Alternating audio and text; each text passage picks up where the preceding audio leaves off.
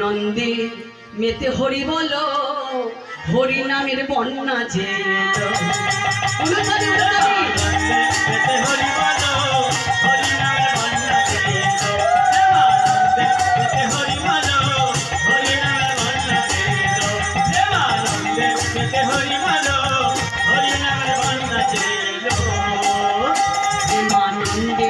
হরি বলো, হরি নামের বন্যা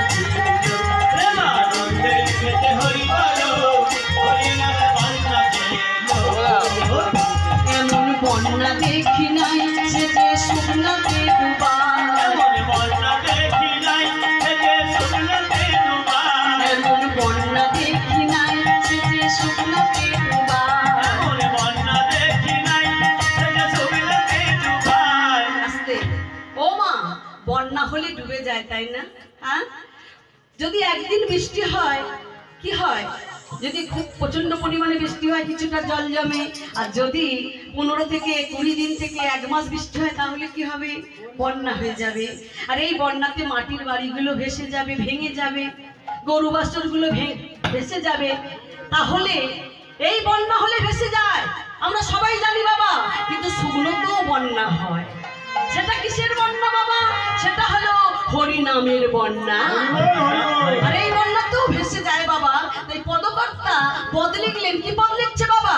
এমন বন্যা দেখি নাই সে যে শুকনাতে ডুবা, এমন বন্যা দেখি নাই সে যে শুকনাতে ডুবা, পুরুষ নারী কিবা শিশু সবাই এমন বন্যা দেখি নাই সে যে শুকনাতে ডুবা, এমন বন্যা দেখি নাই সে যে শুকনাতে ডুবা, পুরুষ নারী কিবা শিশু সবাই এই হরি নামে, এই হরি নামে, এই হরি নামে, এই হরি নামে বন্যাতে ভেসে গেল ভক্ত সবাই। হরি নামে, এই হরি নামে, এই হরি নামে বন্যাতে ভেসে গেল ভক্ত সবাই।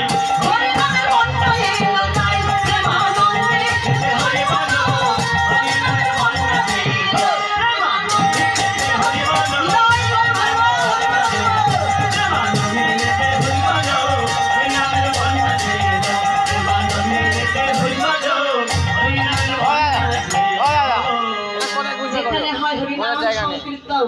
সেই স্থান হয় মা মধুর মধুর শ্রীধাম বৃন্দাবন ধাম। তবে বৃন্দাবনে আপনারা সবাই এসেছেন কিছু কৃষ্ণ কথা, কিছু গৌর কথা আস্বাদন করার জন্য, কি তাই তো দাদা ভাই? হ্যাঁ, তবে বৃন্দাবনে আরেকজনকে রাখা হয় দাদা ভাই। তিনি কে? তিনি হলেন বৃন্দা দেবী, অতএব তুলসী দেবী। আচ্ছা, এই বৃন্দা দেবীকে হরিবাসরে রাখা হয় কেন?